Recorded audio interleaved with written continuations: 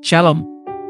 Selamat datang di Renungan Harian Rhapsody of Realities Indonesia, edisi 8 Februari 2025. Penggantian hidup jasmanimu.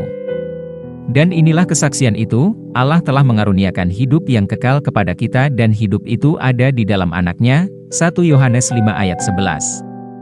Salah satu kebenaran mendasar yang harus membentuk persepsimu tentang siapa engkau dalam Kristus dan apa yang sesungguhnya berubah ketika engkau lahir baru adalah fakta bahwa kehidupan manusia jasmanimu yang lahir dari orang tua jasmanimu telah dicangkokkan dengan hidup ilahi Allah. Hidup manusia itu, yang sebelumnya ditandai dengan dosa dan kelemahan, terbelenggu dengan kegelapan dan keterbatasan, sekarang dicangkok dan berubah sepenuhnya dengan esensi ilahi dari Kristus sendiri. Ini adalah pewahyuan terbesar dari kekristenan. Pikirkan fakta bahwa sifat ilahi Allah telah ditransfer ke dalam hidup manusia. Hidup ilahi ini yang dimaksud sebagai hidup kekal.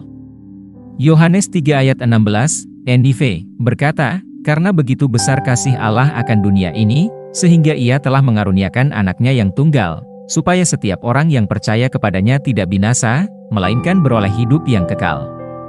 Itulah hidupmu sekarang karena Kristus hidup dalammu, dan inilah kesaksian itu, Allah telah mengaruniakan hidup yang kekal kepada kita dan hidup itu ada di dalam Anaknya. Barang siapa memiliki anak, ia memiliki hidup, barang siapa tidak memiliki anak, ia tidak memiliki hidup. 1 Yohanes 5 ayat 11-12. Sifat ilahi ini yang membedakan kekristenan dari agama lain di dunia. 2 Petrus 1 ayat 4 berkata bahwa kita mengambil bagian dalam kodrat ilahi, berasosiasi dengan keilahian Allah.